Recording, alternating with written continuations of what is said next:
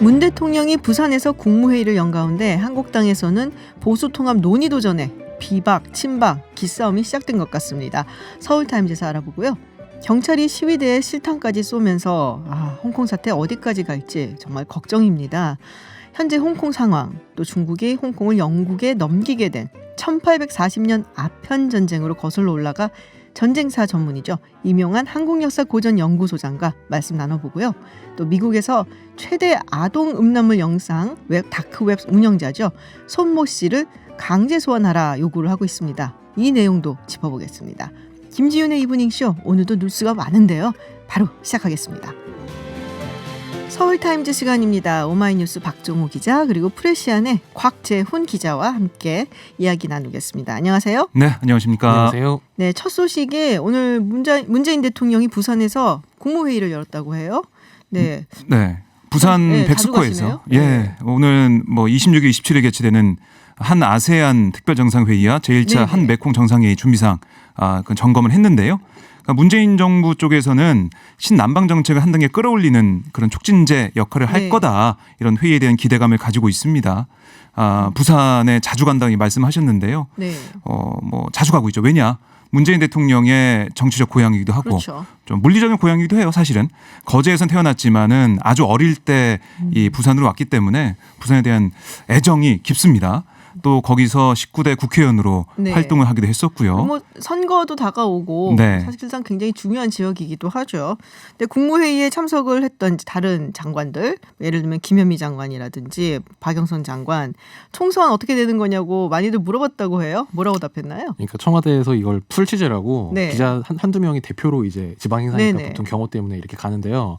보니까 이제 오늘 풀기자로 가신 분이 장관들을 다 일일이 붙잡고 물어봤더라고요. 일일이 붙잡고? 야, 기자 정신 투철하네요. 근데 박영선 장관은 아직 모르겠다. 당에서 얘기가 있겠죠. 이렇게만 얘기했고 김현미 장관도 총선 관련해서는 들은 게 별도로 없다. 이렇게 얘기했고요. 본인의 의지가 중요한 건데 여기 들은 게 없다. 그러니까 박영선, 김현미 장관은 들은 게 없다. 당에 물어봐라는 식으로 얘기했고 유은혜 부총리는 아예 한마디도 답을 안 했다고. 그래요? 근데 박영선 장관 같은 경우는 지금 윤건영 국정기획실 상황실장 출마 얘기가 나오고 있어요. 바로 그 지역구에 구로을이죠. 이제 그런 설이 무성한데요. 사실 윤건영 실장 같은 경우는 기자들도 취재가 상당히 쉬운 사람은 아닌데 한 언론사에는 이제 아마 간접적으로 입장을 밝힌 바는 저는 제1을 묵묵히 할 뿐이다 이렇게 했다는데 이게 그래서 나간다는 거냐 안 나간다는 거냐 아직 해석의 여지는 좀 있는 것 같아요. 그러네요. 그리고 총선 출마설은 정치인 출신이 아니지만 홍남기 경제부총리도 출마설이 있는데 혹시 총선 나가실 준비를 하느냐 기자가 이렇게 물어봤더니 경제부터 살려야 한다 그런 생각 전혀 없다 이렇게 교과서적으로 답을 하셨다고 해요. 그러네요. 이 구로을 지역이 지금 여권의 강세 지역이에요. 사실. 그래서 이철희 의원 그리고 양정철 민주연구 원장 등등도 구로를 가는 게 아니냐 얘기가 있었는데 박영선 의원이 그 지역에서 삼선했습니다. 그렇죠. 좋은 지역구고 이 윤 실장이 어디에 갈 것이냐 총선에 출마하는데 지역구를 지금 물색하고 있다 이런 가운데 구로울이 나왔거든요. 구로울에 윤 실장이 간다는 건 박영선 장관 입장에서는 그렇게 나쁜 카드는 아닙니다. 왜냐? 문재인 대통령의 최측근인 윤 실장이 온다는 건 나중에 박영선 장관이 서울시장에 나왔을 때 친문 지지를 받을 수 있다. 그렇게 볼 수 있거든요. 박영선 장관이 서울시장 또 생각을 하고 있는 거예요? 저는 그렇게 좀 판단하고 있는데 어쨌든 지금은 장관직에 몰두하고 있지만은 나중에 서울시장 도전하지 않을까 이렇게 생각하고 있습니다. 그렇군요. 그것까지 생각하게 된다면 좋은 카드다, 좋은 수다. 이렇게 볼 수가 있겠어요. 우리 청취자분들이 다 기억하고 있을 거예요. 박정호 기자가 박영선 장관이 서울시장을 생각하고 있을 것이다 라고 얘기를 하셨는데 모두가 다 그렇게 생각하고 모두가 그렇게 생각하는 거예요? 나만 그렇게 생각 안 했구나. 그때 한번 보시죠. 보시죠 한번. 청와대 지금 여러 인사들이 총선에 출마한다는 얘기가 나와서 말인데 조금 지났지만 임종석 비서실장, 전 비서실장 뭐 하고 있나요? 지금 종로로 이사 갔다는 얘기는 들은 것 같은데 그 후로 좀 조용하거든요. 네, 그렇습니다. 이 종로 출마 얘기가 좀 나오고 있어요. 근데 그 지역구 의원이 바로 정세균 의원, 그렇죠. 국회의장을 지낸 정세균 의원인데 제가 취재한 바로는 정세균 의원이 계속해서 종로에 출마하고 싶다 이런 의지가 강하다고 해요. 출마한 다음에 당선되고 나중에 대권까지 노린다 이렇게 얘기가 좀 나오고 있는데 임종석 의원 같은 경우는 당에서 결정해 준 대로 가겠다라는 입장을 좀 밝히고 있습니다. 일단 이사는 갔는데? 당에서 어디 나가면 나가겠다. 왜냐하면 임종석 실장 같은 경우는 거물 정치인으로 꼽히잖아요. 지금 사실은. 비서실장도 했고. 그래서 동작, 그러니까 나경원 의원이 있는 지역구 뭐 다른 거물급 정치 있는 지역에 가서 당을 위해 희생해야 되는 거 아니냐 이런 얘기 좀 나오고 험지로 있습니다. 가라. 험지로 가라. 얘기 나오고 있죠. 이게 사실 보통 국회의장을 하면 그거를 보통 정치 경력의 마지막으로들 생각을 그렇죠. 하기 때문에 네. 아마 이제 정세균 의장이 더 이상 정치를 안 하실 거라고 생각하고 아마도 이제 종로로 이사를 간 것 같은데 정세균 의장이 상당히 의지가 강한 걸로 알려지면서 임 실장이 좀 난처하게 됐죠. 임 전 실장이. 지금 당황했군요. 약간 임 실장이. 네, 뭐 정해진 거는 다음 총선엔 출마할 거다. 네. 그것까지는 저희가 알 수가 있는데. 정세균 의장이. 그 임종석 전 실장이. 예. 근데 어디로 갈지는 좀 더 봐야 될 것으로 보입니다. 서른 최고위원이 이런 말을 했어요. 내년 1월 초에 전면 개각이 있을 건데 자유한국당도 탕평 인사 대상이다. 진짠가요? 그게 사실 서른 최고위원이 뭐 좀 정치 경력이 오래되셨고 네.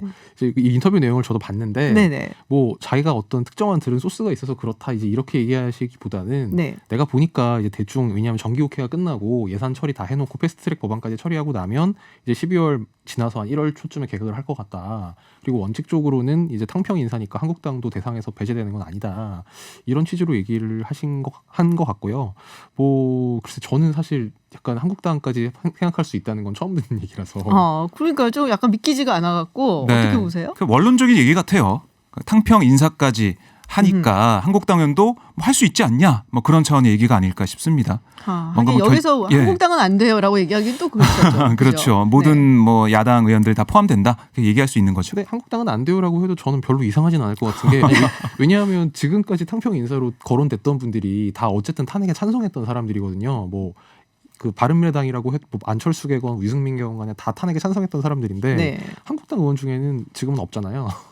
야. 이제 그렇다 보니까 뭐 한국당을 아니면 한국당과 바른미래당 그 비당권파가 합쳐지는 상황을 가정해서 얘기한 게 아닐까. 그럼 보수 통합이 일단 된 다음에 그 다음에 한국당을 보겠다. 이런 굉장히 꿈보다 해몽이신. 네. 원래 기자의 역할이라는 것은 그런 것이죠. 네. 뭔가 사건이 있으면은 그 뒤에 이제 해석을 잘해야 되는 건데 네. 한번 두고 보도록 하죠. 예. 네. 이재명 지사 이야기를 해볼게요. 이재명 지사가 위헌 심판 제청을 신청한 공직선거법 허위사실 공표죄 관련해서 힘들다. 토론회를 가졌다고요. 예, 뭐 네. 김영진 민주당 의원, 조홍천 의원 등이 주최한 오늘 행사였는데, 그러니까 이게 지난 9월 6일에 이재명 지사에 대해서 공직선거법상 허위사실 공표죄 등을 적용해서 네. 직위상실형이죠. 벌금 300만 원을 선고했어요. 네네. 상소심 재판부에서. 그러니까 이게 1심 법원 판단과 이 같이 사실 직권남용 권리행사 등에 대해서는 무죄를 선고했지만 이 토론회에서 나왔던 그 발언을 가지고 허위사실 공표에 의한 공직선거법 위반에 대해서 네. 유죄를 선고한 거거든요. 일부 유죄인데 이게 좀 잘못됐다는 그런 주장이죠. 그렇죠. 그러니까 이른바 뭐 친 이재명계 의원들이 모여서 토론회를 했고 관련된 전문가들이 나와서 이건 너무 억지 해석 여부가 있다. 이런 지적을 하고 이건 좀 더 잘 판단해야 되고 뭐 정확히 얘기를 하자면 피고인이 원심 법원이 인정하는 사실 숨긴 채 발언에 부적절한 발언이나 대답이 될 수 있을지라도 선거인의 공정한 판단을 그르치게 할 정도로 적극 반대되는 진술한 게 아니라면 그렇게 취급돼서는 안 된다라고 주장한 거거든요. 그러니까 정도가 약한데 너무 확대 해석했다. 그런 주장이 나왔습니다. 근데 이제 그럼 굉장히 복잡한 얘기를 풀어서 잘 설명을 해주셨는데 사실 이걸 보고서는 많은 분들이 생각하시기에는 이재명 지사가 요즘 활동이 굉장히 활발하네. 그리고 민주당 측에서 좀 많이 도와주는 것 같네. 이런 생각을 할 수가 있거든요. 뭐 최근에 뭐 많이 나왔지만 기사에도 양정철 민주연구소 원장하고도 회동이 있었고 그리고 김경수 지사도 만났고. 네, 김경수 지사도 만났고 전해철 의원 또 뭐 탄원서 썼다고 하고 네. 갑자기 뭐 민주당이 이재명 지사 구하기에 나선 게 아닐까? 뭐 이런 얘기들도 돌고 있는데 어떻게 보세요? 그러니까 뭐 양정철 원장이 공개적으로 총선 전략은 뭐 민주당은 원팀이라는 뭐 그런 전략이다 이렇게 얘기를 하기도 했고요. 아마 그런 차원에서 당 안에 있었던 뭐 소위 말하는 친문 비문 간의 갈등 이런 거를 좀 이렇게 통합하고 가려는 이제 그런 움직임으로 보이고 다만 이게 뭐 당 지도부까지 동원된 물론 이제 뭐 양정철 원장 같은 경우에 지도부에 속해 있지만 그럼요. 연구원장이니까요. 네. 속해 있지만 뭐 공식 당 차원이라고 보기보다는 아무래도 좀 친분이 있는 분들, 인연이 있는 분들 위주로 좀 도와주는 것 같습니다. 에이, 전희철 의원 같은 경우에는 정말 혈전이었잖아요. 네. 그러니까 놀라는 거죠, 사람들이. 그렇죠. 그러니까 두 가지 해석이 있더라고요. 제가 취재를 좀 어저께처럼 해보니까 이렇게 그 틀에 박힌 모든 네. 사람이 아는 해석 말고 좀 새로운 거 해주세요. 그러니까 두 가지예요. 그러니까 네. 하나는 재판이 잘 안 될 경우, 또 하나는 재판이 잘 될 경우. 두 가지 경우가 있다는 건데요. 그러니까 어떤 사람은 재판이 잘 돼서 이재명 네. 지사가 살아남아서 내년 총선 때까지 영향을 행사하니까 좀 잘 지내야 된다. 그런 입장에서 전해철 의원 등등에서 화합의 메시지, 화합의 모습이 보이는 거다라는 얘기가 있고요. 또 한 가지는 아니다. 이재명 지사가 대법원에서 잘 안 될 가능성이 있다. 그러면 이 지사가 이 지사직에서 물러나게 된다면 보궐선거해야 됩니다. 그때 전해철 의원이 그 선거에 뛰기 때문에 네. 지금 탄원서를 내고 또 원팀 메시지를 보여주면서 뭔가 준비하는 게 아니냐 이런 해석도 있더라고요. 이런 거 좋아요. 네, 두 가지로 볼 수가 있습니다. 네, 이런 도발적인 이야기 정말 좋습니다. 곽정 기자님 본받으세요. 네. 당정 지지율이 사실 최근에 좀 떨어지고 있으니까요. 네네. 어쨌든 이재명 지사 지지층은 사실 기존의 민주당이나 친문 지지층이랑은 잘 융합이 안 돼 왔던 거잖아요. 그렇죠. 근데 이게 당정 지지율이 높을 때는 뭐 니들이 그런 거나 말거나 아닌데 네. 이제 떨어지니까 이분들도 상당히 아쉬운 게 아닐까 이런 생각이 듭니다. 하긴 지금 김경수 지사도 재판 중이고 여러 가지로 민주당 측에서 대선 주자다라고 봤던 사람들이 네. 지금 상당히 많이 좀 떨어져 나가는 분위기거든요. 그런 경우에서 봤을 때 이재명 지사 뭐 구하기까지는 아니더라도 뭔가 좀 하나의 통일된 메시지를 좀 보여주고 당을 추스를 필요가 있다라고 판단한 것이 아닌가. 뭐 그 당 내 뭐 초선의원들 얘기 좀 들어보면 네.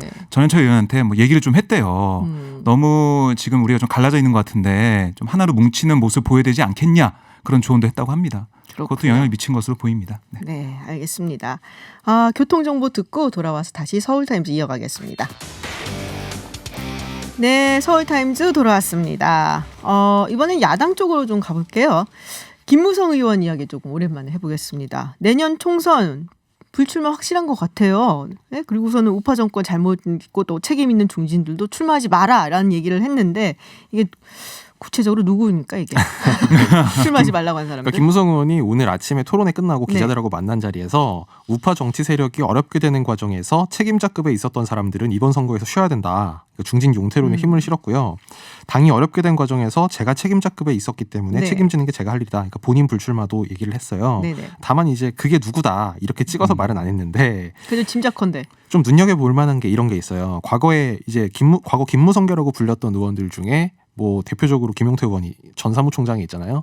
이 김용태 의원이 김병준 비대위원장 시절에 사무총장으로서 조광특위 위원장을 했는데 이제 그때 이 누구를 이제 좀 인적 쇄신 대상이 됐던 사람들 보면 네. 그때 이런 워딩이 이 관계자한테 나왔어요. 구여권 책임자급이라는 말이. 구여권 책임자급. 예. 그때 이제 공천파동, 국정실패 등등 분야별로 나눠가지고 누가 책임이 있는 의원이다라고 지목이 됐는데 공천파동은 뭐 다 아시다시피 김무성 의원, 그다음에 뭐 목세 들고 나르샤. 네. 뭐 원유철, 김정훈, 최경환, 윤상현 의원 이 당시 핵심 네네. 친박 의원들이 꼽혔고, 그다음에 뭐 국정 실패 책임자라고 하면 청와대나 당시에 박근혜 정부 내각에 있었던 뭐 네네. 김재원, 최경환, 정종섭, 윤상직, 뭐 곽상도 의원 이런 황교안 사람들이 대표 들어가지 포함되어 않나요? 있죠. 그렇죠. 네, 그렇죠.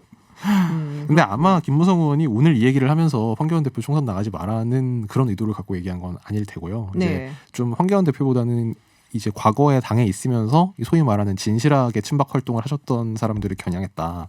뭐 이렇게 보는 게 맞을 것 같습니다. 그렇군요. 요게 또 재밌는 뉴스 하나 들어왔어요. 권성동 의원이 황교안 대표한테 그 원유철은 안 된다, 김무성이 적격이다라는 메시지를 보낸 게 그 언론사 카메라에 포착이 됐다는데, 지난번에 말씀하시기를 그 국회의원들은 이제 그런 언론사들이 위에서 이렇게 찍어갖고서는 네. 끌어당겨서 찍는 게 많으니까 이렇게 필름을 깐다, 안 보이게, 그런 얘기 했거든요. 어떻게 된 건가? 이거 의도적으로 흘린 건가요? 그러면 필름 살짝 떼고? 근데 권성동 의원 원래 스타일상 할 말이 있으면 그냥 하지 그렇게 흘리는 걸 할진 잘 그러니까 일부러 네. 그렇게 했는지는 잘 모르겠는데 하여튼 오늘 그래서 국회에서 굉장히 핫한 인물이었어요. 네. 한국당 의원총회 조금 전에 있었는데 그거 끝나고 권성동 의원이 저 기자들 진치고 있는 반대쪽으로 나가니까 20명이 우르르 쫓아갔거든요. 아하. 근데 이제 설명한 내용을 들어보면 뭐 자기가 이제 유승민 대표 쪽이랑 소통을 해가지고 뭐 그런 문자를 보냈다거나 이런 건 전혀 아니고 그냥 과거에 자기가 바른정당에서 활동을 했고 네. 이제 그런 경험상 보기에 내가 보기에 이렇습니다 대표님 이제 이렇게 뭐 충정해서 문자를 보낸 거라고 뭐 그렇게 해명을 하더라고요. 그러니까 뭐 흘리기냐 아니냐 그 부분에 대해서 제가 말씀 잠깐 드리자면 이 사진이 얼마나 다른 언론사에 촬영이 됐는지 봐야 됩니다. 근데 이 사진이 단독 사진이거든요. 뉴시스 단독 보도예요. 그러니까 의도적인 건 아닌 것 같아요. 만약에 의도적으로 했다면은 카메라 기자들이 많을 때 좀 많이 그렇죠. 찍힐 수 있을 때 하거든요. 좀 더 많이 노출되게 했을 텐데. 그렇습니다. 그 사진 단독 사진도 보면 문자 밑에 있는 거는 손가락으로 반쯤 가렸어요. 뭐 그럴 수도 있고 어쨌든 이게 박지원 의원이 저번에 조국 전 장관 청문회 당시에 보였던 행동 그거 보시면 네네. 되겠어요. 그때 표창장을 보여준다면서 조국 장관 불러가지고 후보자 시절 와서 보여줬거든요. 근데 그때 언론에 다 공개는 하지 않았지만 언론이 다 있는 가운데 보란 듯이 보여줬어요. 네. 근데 그 상황은 좀 다르기 때문에 저는 의도적인 흘리기는 아닌 것 같다 이렇게 판단을 해봅니다. 그렇군요. 지금 하여튼 한국당 내부가 뭐 시끌시끌한 것 같아요. 뭐 김진태 의원 같은 경우는 유승민하고는 안 된다. 뭐 대표적인 친박 강성 의원이잖아요.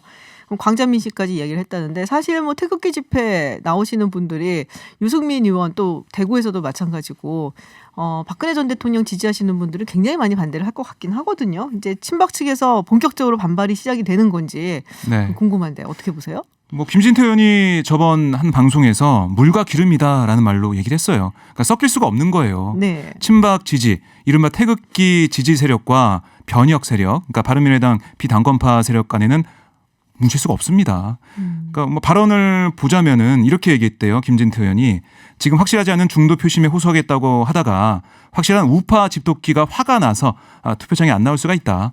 나중에 누가 책임질 거냐? 이렇게 황교안 대표한테 얘기를 했다고 해요. 그만큼 친박 의원들은 좀 마땅치 않은, 탐탁지 않은 그런 모습을 계속 보이고 있습니다. 항상 이게 확장의 문제가 있다는 얘기를 하잖아요. 네. 한국당 같은 지도끼를 먼저 잡을 것이냐, 네, 산토끼를 잡을 것이냐 그 문제가 있죠. 물론 지도끼 굉장히 중요한데 그렇다고 이 상태에 있으면은 더 이상 확장하기 힘들다. 뭐 이런 얘기 비판도 굉장히 많아갖고 굉장히 황 대표도 곤란할 것 같아요. 황 대표가 싫어하시는 거죠. 그 선택과 결단. 네. 누가 우유부단 얘기를 했었는데요. 어떻게인가 그렇죠. 네. 아니 뭐 과거에 탄핵 그 전당대회 나왔을 때부터 이 세모를 그때부터 좀 세모. 갑자기 또 생각이 나네요, 진짜로. 오늘 곽재훈 기자가 이 얘기를 했어요. 보수 통합의 관건은 국민 경선제다. 그러니까는 당원 투표가 아니고 국민 경선제를 하는 것이 사실은 김무성 의원이나 유승민 의원한테도 좋겠죠. 그 얘기를 하고 싶었던 건가요? 그러니까 이제 네. 김무성 의원이 오늘 토론회 후에 기자들과 만나서 한 얘기 중에 사실 핵심적인 게 그거였어요. 통합이 될 거냐 안 될 거냐는 양측이 다 수용할 수 있는 공천 룰을 만들면 된다. 그러니까 결국 통합의 핵심은 공천 룰, 그러니까 공천 배분 문제에 있다는 얘기를 한 건데요. 그렇죠. 뭐 다만 이제 그 변혁 측에서는 지금 공천 룰이 문제가 아니다. 우리가 제기한 원칙을 받아들이는 게 우선이다. 이런 식으로 부인을 하긴 했는데 좀 공교롭다고 할지 아니면 뭐 실제로 어떤 소통이 있었다고 할지 김무성 의원이랑 거의 비슷한 얘기를 이해운 의원이 최근에 한 두어 차례 공개적으로 했어요. 네. 그러니까 총선은 결국 사람 문제다. 결국 공천룰이 어떻게 되느냐가 혁신이 되냐 안 되냐를 결정적으로 보여주는 거다. 뭐 이게 워딩만 놓고 보면 이게 이해운 의원이 한 얘기인데 김무성 의원이 한 얘기랑 별로 다르지 않잖아요. 이제 그래서 좀 그 한국당 안에서 통합을 적극적으로 추진하는 일부 김무성 네. 의원, 그 다음에 바른미래당 또 일부 의원들 이해운 의원 같은 이제 네네. 이분들은 이제 그렇게 의견이 모아지는 것 같고, 다만 유승민 의원이나 뭐 유이동 의원 같은 경우는 지금 뭐 룰이 문제가 아니다, 저는 사실이 아니다, 일단 이렇게 부인을 했습니다. 네, 그렇군요. 알겠습니다. 우리 홍준표 전 대표 이야기 좀 해볼게요. 요새 굉장히 활발해지셨어요. 네. 네, 제가 진행했던 그 토론 이후 더욱더 활발해지셨는데 지금 뭐 대구를 갔다는 이야기가 있습니다. 김병준 전 비대위원장도 대구를 갔는데 다들 대구로 모이는 이유 뭘까요? 네, 뭐 출마하기 위해서 모이지 않을까 싶은데요. 홍준표 전 대표가 오늘 6시 반, 그러니까 조금 뭐 시간이 좀 지났죠. 39분이니까 네. 6시 반에 서문시장을 찾아가서 상가 연합회장을 만난 다음에 인근 음식점에서 지역 개설들과 간담회를 할 예정입니다. 근데 오늘 이 자리에서 중대 메시지가 나온다, 이런 보도가 나오고 있거든요. 그건 홍준표 전 대표 얘기한 건가요? 아니면은 홍 전 대표 측 관계자가 중대 메시지가 있다라고 얘기를 했어요. 그래서 기자들이 많이 모여 있을 텐데, 그러니까 이게 사실 제가 저번에 얘기했잖아요. 홍준표 전 대표가 총선 나가면 고향인 경남 쪽에, 경남 창녕에 나갈 것이다, 좀 얘기를 좀 했었는데, 아무튼 TK 지역도 유력하다고 합니다. 왜냐? 서문시장 같은 경우는 2017년 3월에 홍준표 전 대표가 대선 출사표를 던졌던 곳이고요. 맞아요. 지난 1월에는 전당대회 출마를 고심하면서 서문시장을 방문했었고요. 사실 이 북구, 그러니까 대구 북구을 지역위원장도 했었는데 그걸 이제 총선 지방선거 패배 이후에 내려놨죠. 지금 공석인데 거기에 나가지 않을까 많은 분들이 예상을 하고 있더라고요. 그렇군요. 결국에는 출사표 던지는 이야기가 나오지 않을까. 네, 그렇게 좀 예상을 해봅니다. 불과 한 1, 20분 있으면 나올 거라서 지금 예측이 좀 무망합니다만 네. 저도 아무래도 그 총선 얘기를 하러 대구를 간 건 맞는 것 같고요. 네. 다만 뭐 중대 메시지라고 하면 뭐 불출마, 뭐 내려놓겠다, 다 이제 포기하겠다, 이것도 사실 상당한 그렇겠네요. 중대 메시지인데 어떤 방일지는 나오는 걸 좀 봐야 될 것 아니요, 같고요. 권력 의지가 좀 있었던 것 같아요. 지금 생각해 보니까. 물론이죠. 네. 아니 아닌 밤중에 주진우입니다 거기서 얘기했잖아요. 총선에 출마한다고. 네네네. 얘기했는데 홍 전 대표가 그 한 입으로 두말할 분은 아니잖아요. 저는 아마 출마 선언하지 않을까. 그렇군요. 한 입으로 네. 두말을 할 수 있는데 그렇게 네. 시기가 별로 안 지났는데 이렇게 두말하기는 조금 다 힘들죠. 기억을 하고 있는데. 네, 다들 기억해서. 김병준 전 비대위원장은 오늘 2시부터 대구에서 출판 기념을 했는데 여기서 본인은 수성갑 출마를 희망한다고 밝혔습니다. 수성갑. 네네. 아. 다만 이제 대구에서 출마하는 게 당과 국가를 위해 좋다고 생각하지만 다르게 생각하는 사람이 많더라. 그러면서 뭐 험지 출마론 이런 의견도 있으니까 내가 더 들어보겠다 이렇게 얘기했어요. 그러니까 김무성 전 대표가 얘기했잖아요. 이 대선 주자급 뭐 네. 이런 지도자급은 험지에 가야 된다 얘기를 했는데 바로 이렇게 깨지네요. 그러니까요. 대구면은 그냥 뭐 자유한국당 입장에서는 네. 어렵지 않은 지역으로. 근데 꼽힐 물론 거예요. 지금 현역 의원이 민주당 의원이에요. 수성갑은 김부겸, 북구은 홍일학 그렇구나. 의원인데 네. 글쎄요. 근데 대구 지역은 전통적으로 자유한국당이 텃밭이기 때문에요. 뭐 험지는 아니라고 볼 수가 있죠. 그렇죠. 지금 한국당 내에서 험지에 가는 지도자급 전 의원은 오세훈 전 시장 정도? 광진 을에 나가니까요. 거기 추미애 의원이 있으니까 그렇죠. 그 정도 빼고는 험지에 나가는 사람이 없어 보입니다. 뭐 누군들 험지를 가고 싶겠습니까? 솔직히 말하면. 오늘 김무성 의원이 그 얘기를 했다 그래요. 네. 그러니까 노무현 전 대통령을 언급하면서 네. 부산에 3번 나가서 3번 다 떨어지고 결국 대통령이 되지 않았냐. 아니 대선에 나가려고 한 사람들이 이렇게 해야지 편한 데 나가려고 하면 안 된다. 이런 취지로 좀 비판을 했다고 합니다. 근데 노무현 전 대통령 같은 경우는 정말 특별한 케이스였고 대체로 그렇게 험지 나가서 한 번 떨어지면은 정계를 떠나죠 보통. 그러니까 아무래도 험지를 나가기 싫어하는 것 같은데 네 오늘도 뭐 여러 가지 이야기 뭐 여당 야당 이야기 나눠봤습니다. 마지막으로 요거 하나 짧게 전하고 들어갈게요. KBS에서 그 독도 추락 헬기에 탔던 여성 소방대원으로 추정되는 시신이 발견된 소식도 전해졌고 당시에 추락 영상을 촬영을 했는데 제공을 안 해갖고 이게 문제 굉장히 많아졌잖아요. 네. 그 단독으로 보도를 한다 그래갖고 영상을 제공하지 않았던 게 아니냐 그 얘기가 있는데 뭐 디지털 포렌식 했다고 했어요. 이 결과 나왔나요? 네, 결과 나왔는데 이거 언론에 공개하지 않겠다고 지금 알려지고 결과를? 있습니다. 예, 가족들한테만 공개가 되고 언론에는 공개하지 않겠다 이렇게 얘기가 되고 있고요. 사실 뭐 KBS가 이 관련해서 많은 비판을 받았죠. 네. 아직까지 얘기가 많이 나오고 있는데 생각해 보면 이게 KBS 포함해서 언론들이 좀 관행적으로 이런 보도를 단독에 대한 욕심이라고 할까요? 그러니까 보도를 위해서 다른 것들을 좀 가볍게 보는 그런 뭐 관행 이런 게 좀 작용했다 이런 생각이 좀 들더라고요. 관행이라고 하기에는 조금 지나치지 않았나 네. 그런 생각이 좀 들거든요. 그러니까 이 감수성이 너무 떨어지는 거예요. 네. 이 재난 보도 이런 것은 정말 피해자들이 또 있고 많은 네. 것을 고려해야 되는데 보도에만 집중한 게 아닌가 이런 부분도 좀 바뀌어야 될 것 같고요. 그래서 뭐 KBS 수신료 전기료에서 분리해서 추징해 달라 이 청원이 있었잖아요. 청원에 청원이 네. 있었는데 지난달 10일에 올라간 거예요. 근데 그때까지는 그렇게 많이 올라가지 않다가 이번 달에 많은 분들이 가서 참여했다고 합니다. 그래서 20만 명이 넘었습니다. 네. 일단 정부 기관이다 보니까 뭐 정부랑 여당 측에서는 뭐 그게 꼭 그렇게 뭐 보도할 욕심에 단독 보도할 욕심에 그렇게 한 건 아니다. 이제 좀 그런 부분도 좀 봐야 된다라고 얘기를 하고 있는데 지난 5일에 한상혁 방송통신위원장이 국회에 출석해서 이제 여당 의원의 질문에 답을 하면서 그 카메라 작동에 문제가 생겨서 그걸 고치러 갔던 기술직 직원이 개인적 호기심에서 찍은 것 같다. 이 정도로 볼 때 단독 보도를 위해 찍은 영상은 아니라고 생각한다. 한 위원장이 국회에서 이렇게 얘기를 했고요.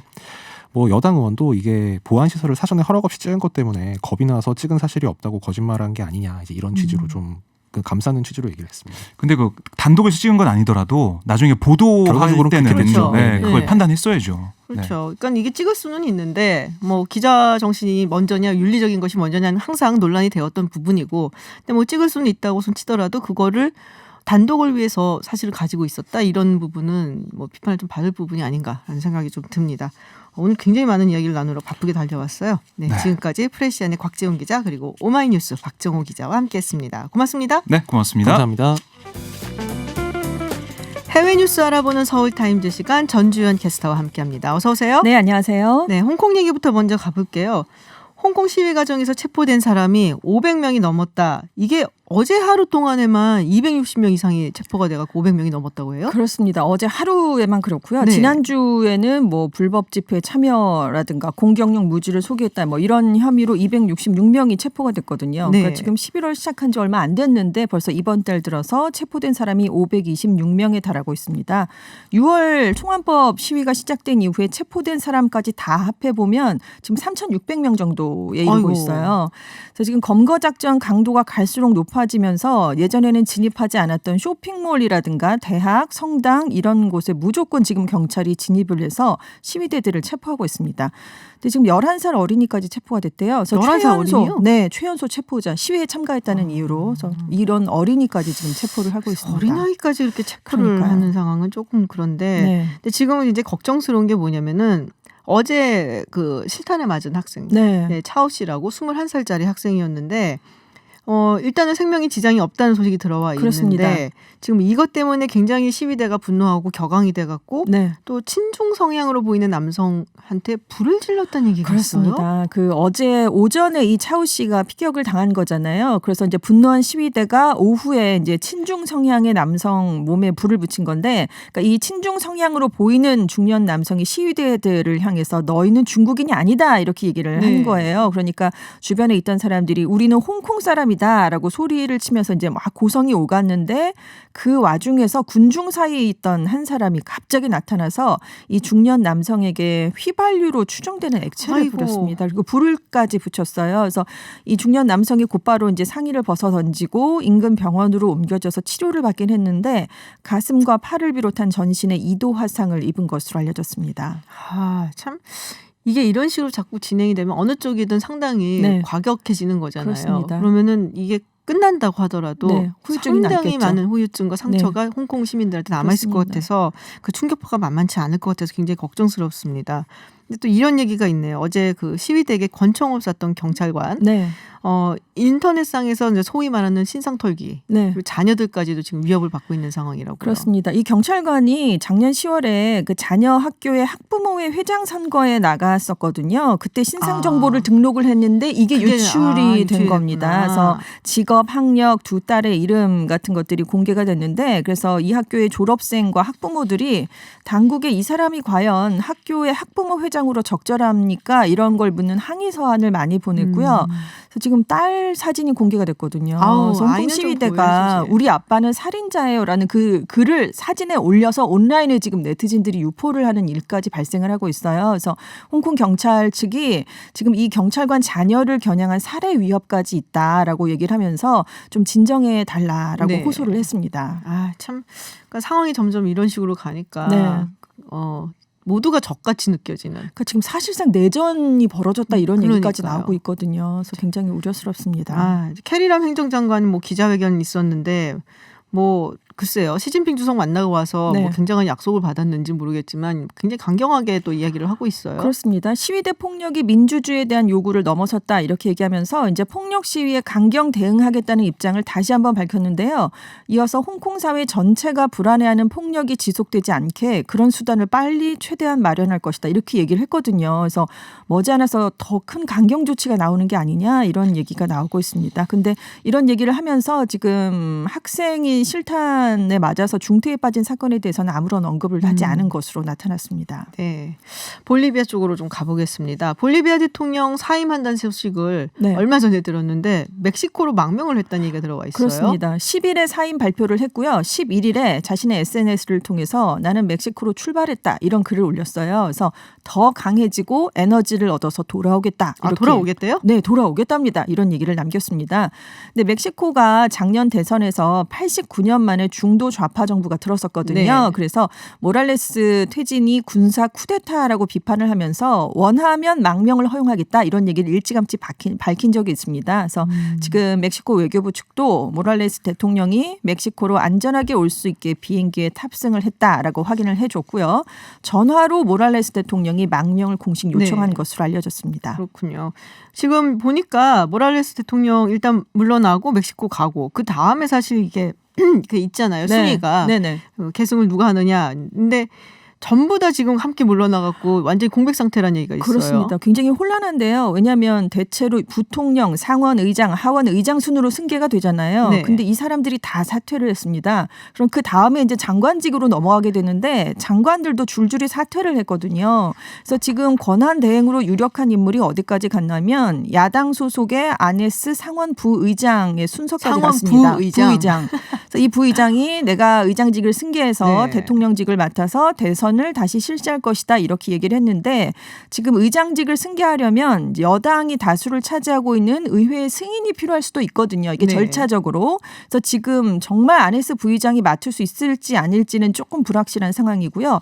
일단 볼리비아 의회가 12일에 모랄레스 대통령의 사임 이후의 방안을 논의할 예정입니다. 아이고 참 거기도 복잡하네요. 시위가 계속되고 있어요. 아직도 네, 사임을 했는데도 지금 그러니까 사임을 요구한 시위대는 기쁘다라는 의미에서 지금 시위를 벌이고 있고 또 지지하던 사람들은 반대를 하고 있고 그래서 지금 근데 이게 지금 시위로만 그치는 게 아니라 방화, 상점 약탈 꼭 이런 걸로 이어지잖아요. 그렇죠. 네, 혼란한 상황에서 그래서 그런 것들이 잇따르고 있습니다. 혼란한 상황에다가 그 나라의 경제 상황이 좀 안 좋고 네. 그러면은 이게 꼭 시위가 시위로 끝나지 않고 약탈까지 가더라고요. 그렇습니다. 방화에다가. 네네. 그래서 볼리비아 여행 가시는 분들 뭐 최대한 자제하라고 그렇습니다. 우리나라에서 외교부에서도 지금 얘기가 당부를 나왔고. 했죠. 네. 네. 그렇습니다. 터키 이야기를 해보겠습니다. 야, 터키가 IS 전투원들을 송환하기 시작을 했다. 이게 유럽으로 송환을 하는 거잖아요. 그렇습니다. 독일, 프랑스, 아일랜드, 덴마크 출신 IS 전투원 20여 명을 출신국으로 11일에 추방했습니다. 그래서 지금 2014년에 IS가 성립한 이후에 지금 4만 명의 외국인이 가담을 했는데 5천 명 정도가 유럽 출신으로 추정이 되고 있거든요. 지금 터키가 구금하고 있는 유럽 출신 지하디스트가 몇 명인지는 정확하지 않은데 아무튼 터키 국영방송은 2,500여 명이 추방될 계획인데 상당수가 유럽인일 것이다 이렇게 얘기를 내놓고 일단 있습니다. 이걸 보니까 터키는 유럽연합은 가입할 생각이 없어졌네요. 그렇죠. 문턱이 더 네. 가입 문턱이 더 높아지게 좀 되겠죠. 더 높아진 느낌이 네네. 좀 들고. 근데 원래 이 자국민 송환을 예전에도 조금씩 해왔다 그러더라고요. 그렇습니다. 비밀리에 네. 이제 프랑스가 이제 몰래 2014년부터 몰래 받아왔는데 기내에서 보안 요원이 비공개로 체포를 해서 시민들에게 알리지 않고 조사를 한 뒤에 풀어줬었다고 해요. 그래서 이탈리아도 최근 몇 달 사이에 한 명을 받아들인 적이 있고요. 다른 유럽국들은 극소수의 IS 전투원 자녀들만 귀국하게 허용을 했습니다. 근데 문제가 영국은 아예 국적을 박탈하거든요.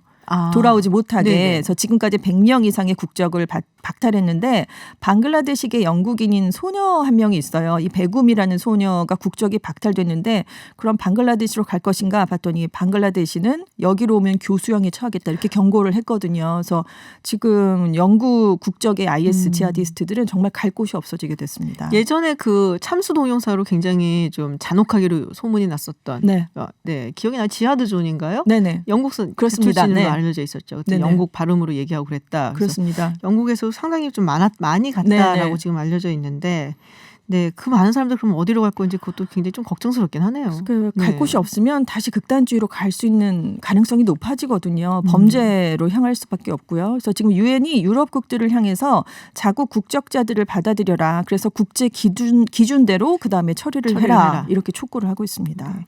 마지막 소식입니다. 좀 놀랐어요, 사실은. 왜냐하면 네. 이게 샌프란시스코인데 샌프란시스코는 네네. 굉장히 진보적이고 어떻게 보면은 백인보다 유색인종이 훨씬 더 많아 보이는 그런 네. 도시거든요. 근데 거기서 흑인 남성이 통근 열차 승강장에서 샌드위치를 먹다가 잡혔다고요? 네, 백팩을 맨 채 한 손에 샌드위치를 들고 먹고 있었는데요. 백인 경찰관이 다가와서 캘리포니아 주법에서는 유료 통근 열차 승강장에서 음식물을 먹는 게 불법이다. 이렇게 얘기를 하면서 붙잡았다고 합니다. 몰랐는데 저도. 그러니까요. 그래서 지금 나는 그런 걸 몰랐다. 그런 네. 표지판도 나는 본 적이 없다. 이분이 이제 항의를 많이 하니까 결국 수갑을 채워서 군의 경관 사무실로 데려갔다가 $250의 벌금을 부과하고 풀어줬습니다. 근데 이제 주변에서 지켜본 많은 다른 승객들이 네. 있었을 거 아니에요. 이제 이 승객들이 아니 승강장에서 음식물 섭취가 왜 안 되는지 어디에도 설명이 나와 있지 않다. 나도 몰랐다라는 말씀들을 많이 하셨다고 그래요. 근데 사실 뭐 몰랐어도 공공장소에서 네. 이렇게 또 샌드위치는 냄새가 좀 나거든요. 많이 나죠. 네, 그래서 네. 이런 걸 먹는 게 예의는 아니죠. 그렇습니다. 네, 좀 근데 아마도 이거를 뭐 체포하고 그러는 과정에서 좀 많이 반항을 하지 않았을까라는 생각을 제가 잠시 지금 해봅니다만. 통근 열차를 운영하는 사측은 이분이 욕설을 섞어가면서 항의를 해서 수갑을 채운 걸로 안다. 그래서 경관의 조처는 정당했다라고 이렇게 좀 설명을 하긴 원래 했습니다. 공권력한테 이렇게 좀 함부로 하면은 굉장히 미국은 엄격하죠. 굉장히 엄격하기 네네. 때문에 그런 게 좀 가만히 되지 않았나라는 네. 생각을 조금 해봤습니다. 바쁘게 달려왔습니다. 네, 지금까지 전주현 외신 캐스터였습니다. 고맙습니다. 네, 감사합니다. 네, 1, 2부 여기서 마무리하고요. 저는 잠시 후 7시에 김지윤의 픽으로 돌아오겠습니다.